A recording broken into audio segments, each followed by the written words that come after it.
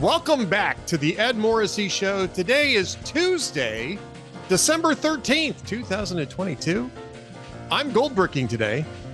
So the day before, I made sure I got a chance to talk to my friend Andrew Malcolm, the Prince of Twitter, the regent of redstate.com, and my goodness, also apparently not in control of my apps. It's not even the 13th yet, and I'm already having problems, Andrew.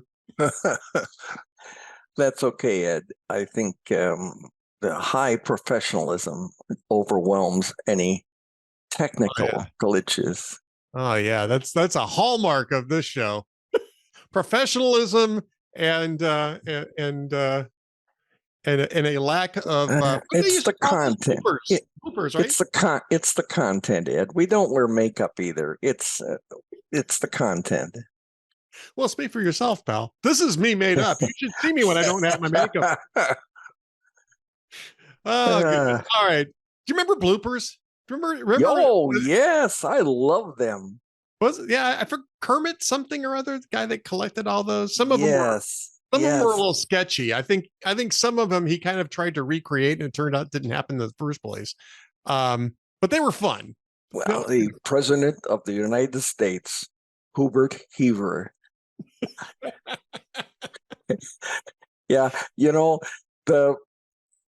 my godparents had that record, and we went there every Thanksgiving, and they played it, and I was a little kid, of course, so I broke up when he said, "Ladies and gentlemen, now Mr. Eddie Playbuddy will now pee for you," and I would lose it every single time, picturing the guy coming on the stage. Anyway, those were great, and Spike Jones records too. Oh, I love Spike Jones records. Spike Jones records were a lot of fun. Yeah, those were obviously put-ons. The ones of the guy who used to collect the bloopers, and I can't remember his last name, Kermit something or other. Yes, that's a very good memory. I wouldn't have remembered that. Yeah, well, trivia. I got lots of room for trivia. Nothing, couldn't tell you what I'm supposed to be doing later this afternoon, but I remember that his name was Kermit. At any rate, you've got a great memory for basically everything. We always love to talk about your columns. And you got 2 VIP entries for this week already. You've got Donald Trump's in the 2024 race, but is he there to win or just your cheers? And I think that this is really going to be the question, right, as we're rolling into 2024, as to what it is that Donald Trump intends to do. And it's almost kind of like, well, we're back to 2011. Yeah. Yeah, in many ways. It's always the question with Donald Trump, right? In 2011, we thought he got in to promote, to get another couple seasons out of The Apprentice, and he did. We thought he was going to try to do the same thing in 2015, and then we found out he was going to take it seriously. I think he's taking it seriously now, but what is your take on this? Well, I was taking it seriously, but he's consistently doing all the wrong things if he really wants to get the nomination and win the presidency. Having dinner with the ultra-right guy, not apologizing, the calling for the suspension of the Constitution, that was just bizarre. He's got a major fundraising and merchandising operation going with him and his PACs. I got on a whole bunch of their lists, and Ed, this is no exaggeration, I probably get 20 or 25 pleas every day for money to buy something, to buy bricks on an honor wall, to buy membership in the Trump MAGA club. He's really milking it, which now that he's a candidate, there are limits on what on how he can spend it. Right. He raised over 100 million or 150 million. I think it was 150 million. Yeah. Yeah. He didn't spend much on other candidates, which is technically what PACs are to do. And when he was fundraising for Herschel Walker, he said he was fundraising for Herschel Walker, but only 10% of any donation under Yeah. that account went to Herschel Walker. 90% Trump kept. So he's a businessman, and that worked out well when he was running the government. But there's there, and I go through a long list in the column. There's just ample evidence that he says he's serious, but that he's not serious. I mean, he's attacking the Republicans he's going to need. Mitch McConnell, who got him his conservative Supreme Court. He's going after Mitch McConnell, going after Ron DeSantis, who calls Trump his mentor.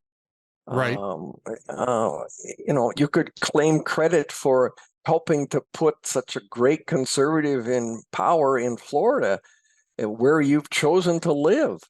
But instead, he's going after him, calling Republicans names and not really doing that much against Biden. There's so much ammo that he could use against Biden, but he's just not doing it. So the question, he may change his mind or whatever. The question is, how serious is he about wanting to win? He's very serious about wanting to be in.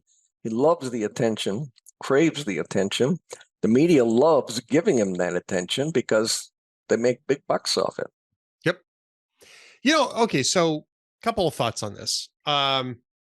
First off, just to clarify the point on the fundraising, Donald Trump's PAC wasn't the only one doing that. Practically everybody who was in that space in the runoff started off with a 90-10 split for themselves, while they're supposedly, fundraising for Herschel Walker. And Herschel Walker's campaign blew the whistle on that.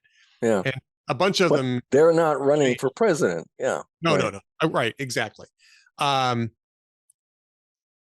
I actually kind of tend to think that he might have declared in an attempt to sort of head off a Department of Justice indictment, because, they appointed a special counsel. I think the special counsel was appointed shortly after the announcement. And the DOJ sort of said, well, he's in the race now, so we're gonna make sure that we don't have this going on. But I mean, they're spending a lot of money on that special counsel. Generally speaking, special counsels don't do diddly. Much.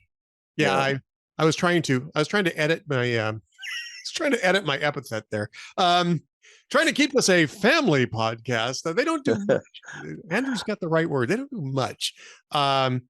But just the same, he's probably worried about, facing an indictment sometime in the next few months. And I think that's very expensive. I mean, it very, first of all, it puts limits on how he can spend the money that he's raised. And two, the RNC had to stop paying his millions of dollars in legal bills. So that's an expensive decision he made. But one of the things that he can spend it on is lawyers. Yeah. Well, and although the RNC was kind of footing the bills for the lawyers until he declared. So that's what I said. Yeah. They were footing it. Rona McDonald, to talk about loyalty. That was millions of dollars. Yeah. I think that was more or less, I'll tell you what I think it was. I think the RNC was trying to convince Donald Trump not to run, and they were paying his attorney's bills basically as sort of a data geld. I was saying, hey, look, we're paying your legal bills. While we're doing that, you can't run for office. Hoping that maybe he would just consider that a fair trade and walk away. But yes, that's I gotta say the whole thing here is kind of strange, announcing early and then not really having a plan after that. I mean, there's no, and he's still talking about 2020. Well, that doesn't surprise me. And last week there was a couple of conservative evangelical groups which said, well, they kind of thought we should move on from Trump. So that was the rock bed, concrete reinforcing rods of his base. And he's still the most popular, but he's not as popular as he was. And the trending is down. I don't know if it's down fast enough to feed him, but he Well, I think the He's midterms not what really, he used to be, yeah, I think the especially when midterms there's an really damaged him. alternative. Yeah. Right. I mean, I think the midterms really damaged him, right? And Yes. it's the third successive election cycle in which Donald Trump arguably lost, right? Lost the midterms. Now, that was a fairly normal midterm correction, a little strenuous, but not way out of range, right? So you could just say, hey, look, this is just a midterm correction, especially for a president who is unpopular, personally unpopular as Donald Trump was at the time, plus coming off the 2 years of Russia Gate and all that kind of stuff, which turned out to be nonsense. Um, that's probably an expected outcome. It wasn't unusual. But then he lost in 2020. And then practically everybody he recruited that he Yeah. himself recruited in this cycle either lost or significantly underperformed, like JD Vance in Ohio. And they lost winnable races.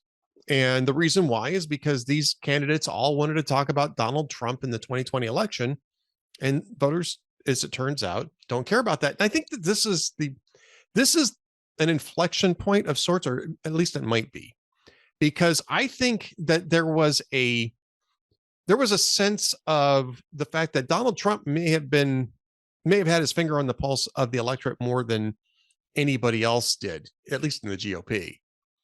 And now that he's lost, his candidates have lost, and they lost winnable elections, I think that there is now a very definable Trump handicap on the Republican Party in these races.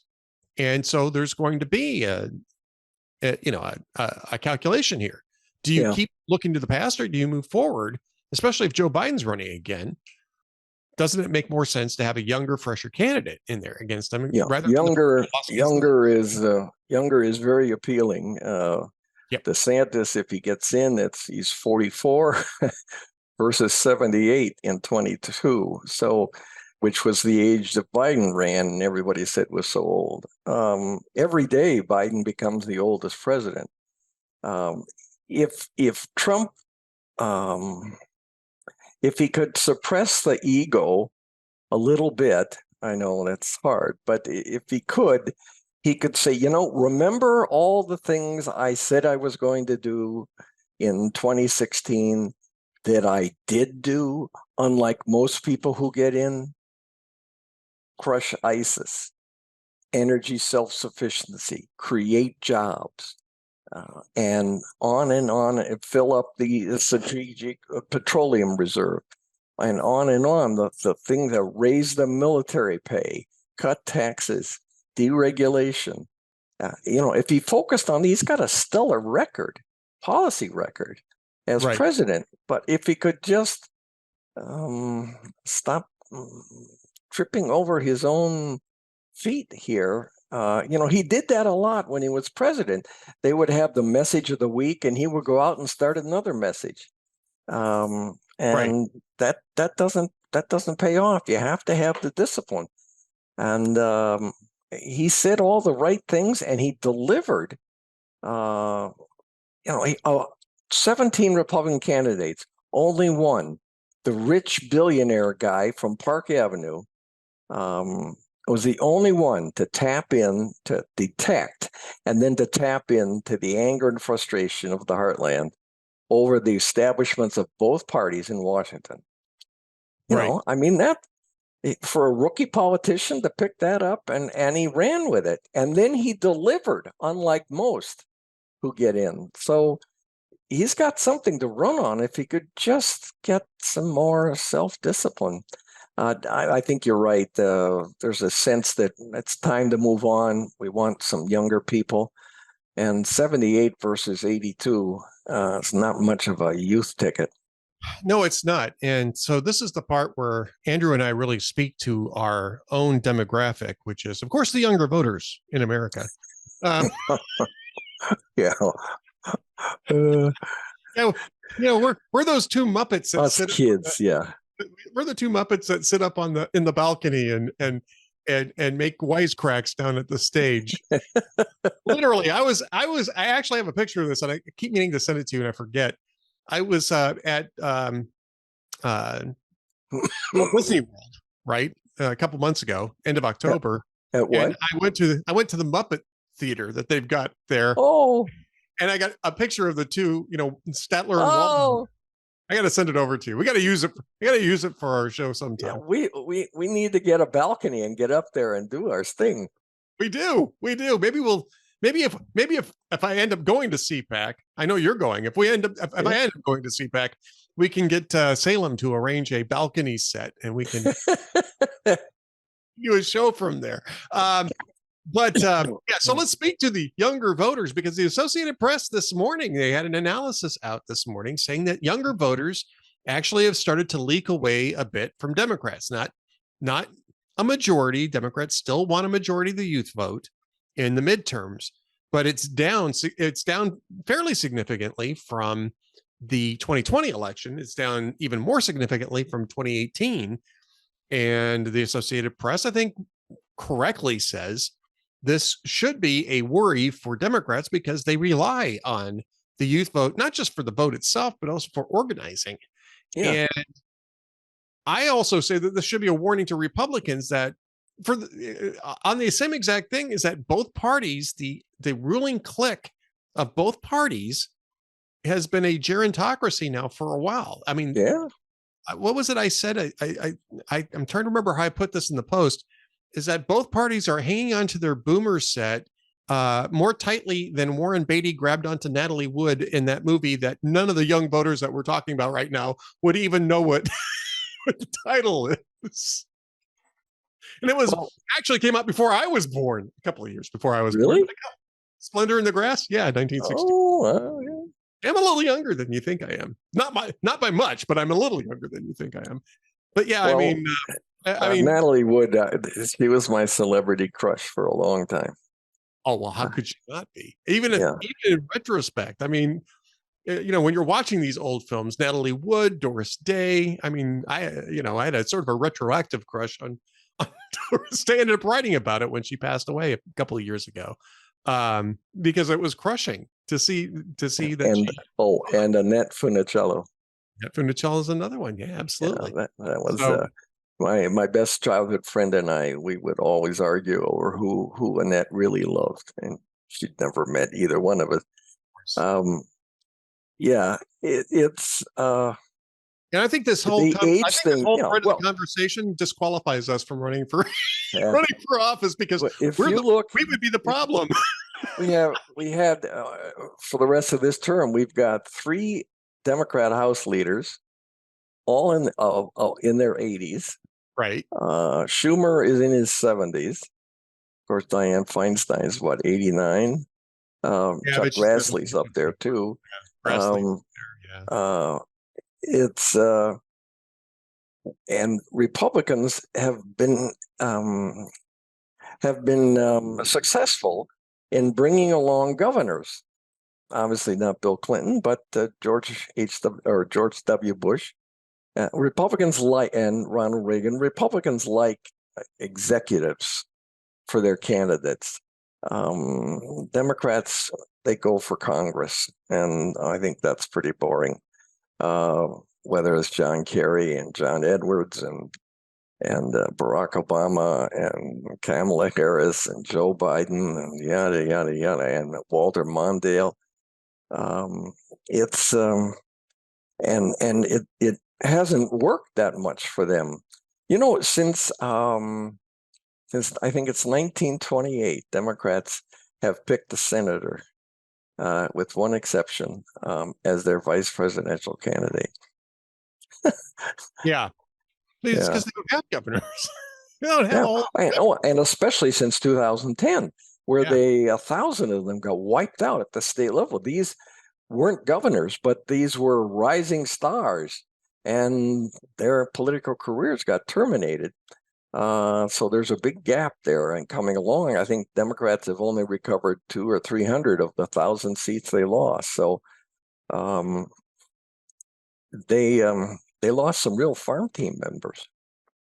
Well, and again, I think that this is a warning for both parties, and you've mentioned both parties, but I think that the problem for Democrats is that they don't have much of a choice. Joe Biden is clearly planning on running for a second term in office. it looks like he's clearing the field out, that he's not going to get a serious challenge. Gavin Newsom's already said he won't run. Even if Biden doesn't run, he's not going to run in 2024, although I kind of doubt that's the case. If Biden said, on second thought, I'm out. Or Kamala Harris would run, if he gets ill, if he gets ill or something like that, right? But he's had 2 brain aneurysms. Those are nearly fatal. They are, but they were decades ago too. So I mean, that seems like it's a relatively stable issue for him. So they're stuck with him. They're stuck with the 82-year-old guy by the time it rolls actually around to the general election. But Republicans aren't stuck with the 78-year-old guy, right? Right. They have other options, and I think that it would be very smart to look to, maybe not the next generation, but the generation after that. Ron DeSantis is really a Gen X guy. He's not even a boomer, right? Glenn Youngkin's more of a boomer. I mean, I'm technically a boomer, but I'm on the outside. You look so normal. I always thought that I wasn't a boomer, and then I found out what the actual definition of it was. It's like, damn it. I can't keep track of those things. I know I was just before the baby boom, so I don't know what the heck I am. I identify as the greatest generation. That's what I say. If we can just I identify as the greatest generation. Right. I would actually not do that because I was a year old on D-Day, but by golly, I was there for them. Yeah, those guys earned it. I am not about to try to take to join that club. Those guys earned it. But so they have an opportunity. The question is whether or not the primaries are going to be set up to realize that, and whether or not Donald Trump is really seriously going to run, or if he's just trying to negotiate an outcome other than the nomination. I think he really does want to run, though. I mean, I think he really feels that it's the only way he's ever going to get vindicated now from 2020. But I just think that he is, there's fewer people around him to guide him on how to do this, because he's not the newbie anymore. I think he may have been a little bit more open to advice than he is now after having been president for 4 years. And I think what you're seeing is really the id released here. And it's really not going to play well. The question is, what happens if he doesn't win it? Does he take a wrecking ball to whoever does? You go down the toilet. I mean, if there's a competition, and right now I think things could change, but right now he's got the support of more Republicans than anybody else. Now it appears to be waning, but he needs to compete just like everybody else. If he thought by coming in early he'd clear the field, that's just not going to happen. Yeah, I mean, I think you're right. It's not going to happen, because I think this is Ron DeSantis's moment. He'll be in the second half of his second term, or first half of his second term. He's got tons of money in the bank too. He raised close to $100 million. He spent money on some candidates, but he also conserved quite a bit of it. He actually raised, if I remember correctly, I think he raised over $200 million. He has like something like 90 plus million in the bank left. So he's very successful at fundraising. And of course, he's just off of that dramatically good election win in Florida. And you don't get to 19 points in Florida simply by appealing to the base. This is a guy who knows how to appeal across the base. And this is, I mean, we were having this conversation. I was having this conversation with some friends earlier today, which is that you had too many people who were running for office in this midterm, most of whom were Donald Trump's recruits, who were really just focused on a base election. And those don't generally work. No, they don't generally work. You have to find a way to appeal. And Trump figured that out in 2016, but he's never figured it out since, which is that he appealed to this massive, nonpartisan, bipartisan, if you will, working class group that had been overlooked by the free traders, had been overlooked by the academics, had been overlooked by everybody. He spoke to them. You still have to have people who can do that. Ron And DeSantis, then he delivered. and then he That's the delivered. thing that gets me. A lot of these guys go to Washington and they kind of, well, things have changed, and they waffle on their commitments. But he delivered, and I think that's one of the major reasons that his base has been so stubbornly loyal. Yeah, Now, no, I think you're correct about that. I think you're correct about that. We got a couple of minutes left. I got to ask you about what you think about the Twitter files so far. You are the prince of it's Twitter. fascinating. I love these mavericks in American public life. Whether it's Henry Ford or Lee Iacocca and who's the guy I forget his name now, the guy that ran against Bush in 92. Perot. Yeah, Ross Perot. One quick story on that. One day I was at work. I had written a reconstruction of the Panama invasion and how all 8, I think it was, Americans had died, and their backgrounds for the New York Times. And I was sitting at my desk, the phone rang, I picked it up, and I said, Mr. Malcolm? And I said, yes, it's Ross Perot. And I looked around to see who in the newsroom who was pranking me, but it really was Ross Perot. We had a wonderful conversation, and he just wanted to praise the article, and he wanted to get 200 extra copies to send to members of all the families involved, and then we got to talking. Then and in a subsequent call, and he was telling me all kinds of things that he'd done, and it was off the record at the time. But since he passed, that's not relevant anymore. But when he was down, he'd go to the burn center, the military burn center. He would go into the guys who were wounded and recovering, not just the burn center, but from all of our escapades abroad. And he would tell them, look, you just focus on getting better. That's your job. Here's my card. I guarantee you a job when you come out. Oh, wow. Flat. And he would guarantee all these wounded guys. So they got to really like him. And so when he was leaving the ward, he would turn around and he'd say, so is there anything else I could do for you guys? And one of the guys yelled and said, yeah, get some women down here. And so he went back to Dallas and he called up his buddy, Jerry Jones, and they got the plane, Jones's plane, and the Dallas cheerleaders, and they went down to the hospital ward, and the women went all around posing for pictures with all the wounded soldiers, and on the condition that there be no press. So I love these mavericks, and therefore I love Elon Musk. I love to watch what he's doing. I got to tell you, I was around when General Motors bought Hughes Aircraft. I was working at Hughes Aircraft at the time. Oh, and I don't know. And Ross Perot was on the board at the time. And at the same time, we're roughly in the same time period. Of course, it's like 36 years ago. So I may have the times off just a little bit. But Perot was part of General Motors when they acquired Hughes Aircraft, and apparently created a huge rift because they had just bought EDS, which was Perot's outfit, which had all the electronics, patents and everything that a car maker would need. For some reason, General Motors decided that they needed to buy Hughes Aircraft for its electronics thing. I was like, what? But there was a story that was going around at the time. I'm not sure if it was apocryphal or not, but this was a story that was being told at the time, which was that Perot had joined the board as part of the consequences of the wasn't a merger. I think they actually bought EDS from Perot, in exchange for all sorts of GM stock and all sorts of other considerations. But then he was on the board because he had all the stock.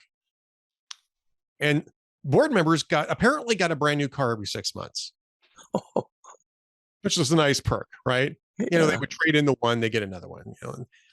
And so when they did that, the board members would just simply go send an order over to the factory, in Detroit. This is all in Detroit, and say, this is what I want. This is the GM model, make, trim package, right.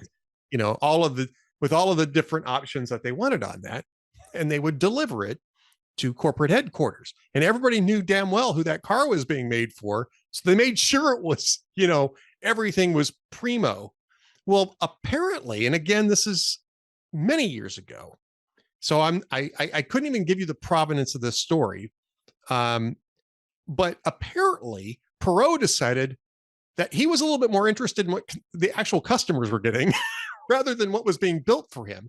So he would go around to, in the short time he was there, he would go to a dealership someplace, right? He'd just go there and he'd go on the lot, look for the car that he wanted. And then he would give his card to the dealer and said, I'm H. Ross Perot.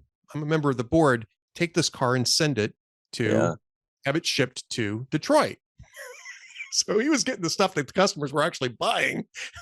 And in the board meetings, apparently, these guys were talking about their cars. Oh, we're quality is job one. Oh, that was a Ford thing, but GM had quality campaigns and stuff like that too. Ross Perot would open up a list of all the things that was wrong with his car. Oh, well, that sounds like him. This is what it does, right? It sounds like authentic Ross Perot. And I think this may have come out during the presidential campaign in 92.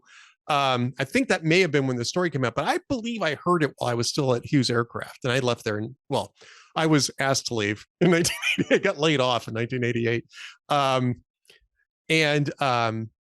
And so apparently that type of management style didn't sit well with the GM board. This is the days of Roger Smith, right? Yeah. And they spent $750 million, which was a lot of money even then. It's still a lot of money now, but it was a lot more money then to buy him out, to buy back all the stock that they had paid him because they wanted to get him out of the company because he was the wall.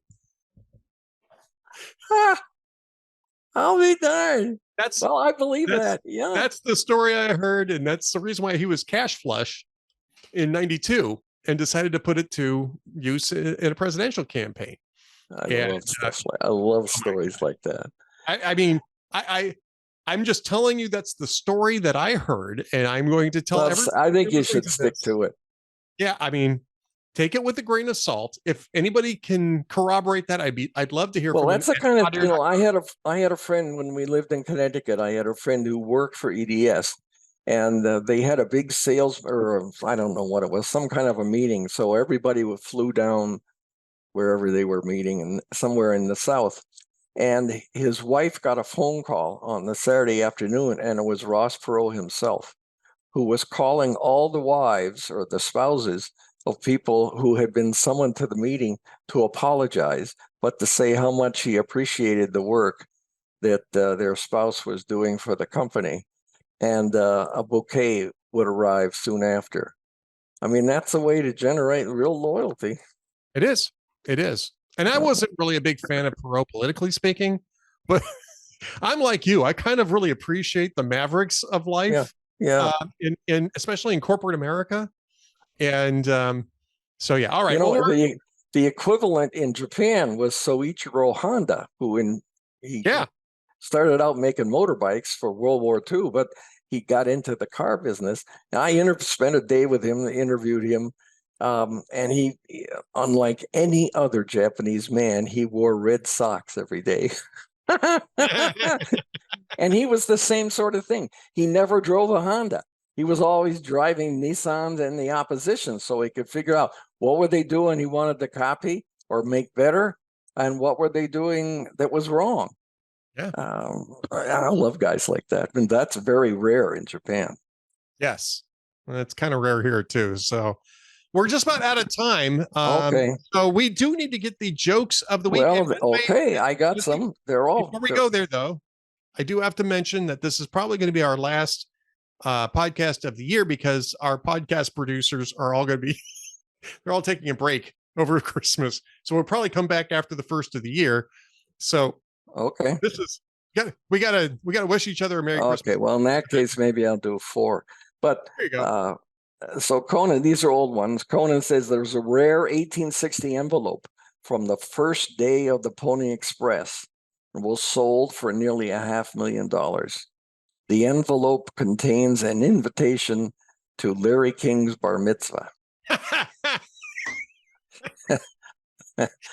was going to say that or Keith Richards' bris. I mean, I don't know which one it might have been. But yeah. Right. Conan also said the highest paid reality stars are Kim Kardashian at 6 million and Jersey Shore's The Situation at 5 million. Let this be a lesson, kids. Stay out of school.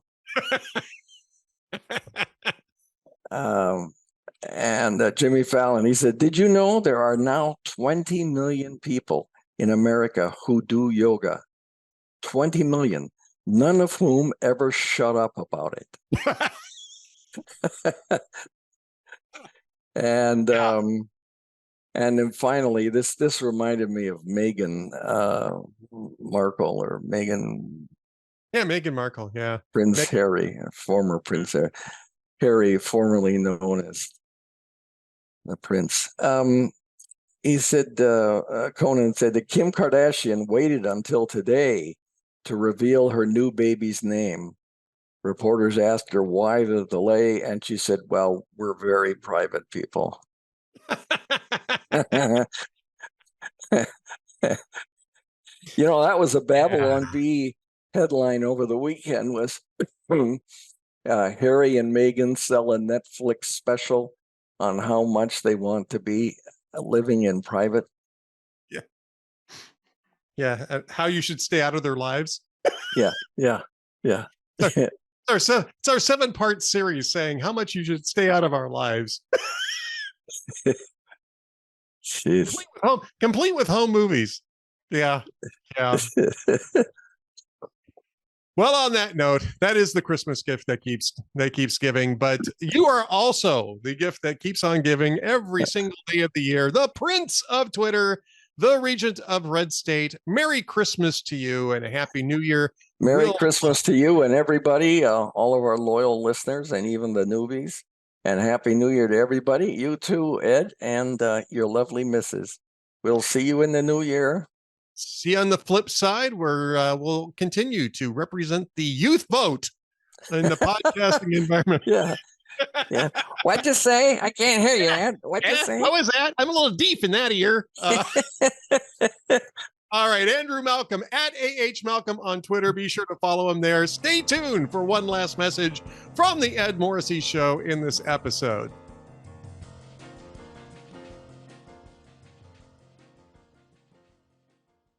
Thanks for watching and listening to the Ed Morrissey Show podcast. I just want to drop you a note to remind you that we are still going into 2024 with guns blazing, if you will, and with all sorts of momentum going towards Republicans. Even after a disappointing midterm cycle, there is plenty of reason to be hopeful about what's coming up in 2024.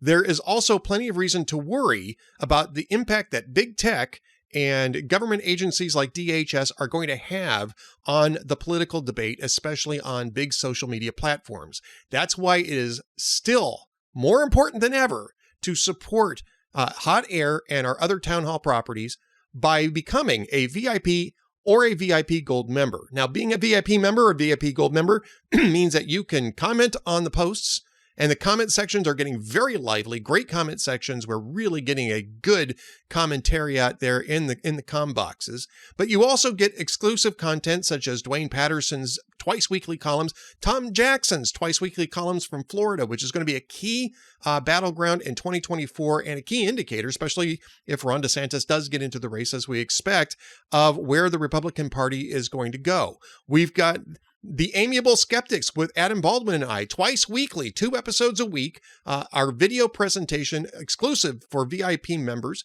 Plus, we have the VIP Gold Chat with Cam Edwards of BearingArms.com. It's the most fun hour of the week. And I can tell you that both Cam and I will every single time make that claim. The most fun hour of the week, and our VIP Gold members get a chance to participate in it by putting in their comments and questions, and we respond directly to those. In fact, that's the entire reason for having that 1 hour chat on Wednesdays at 1:30 Eastern time.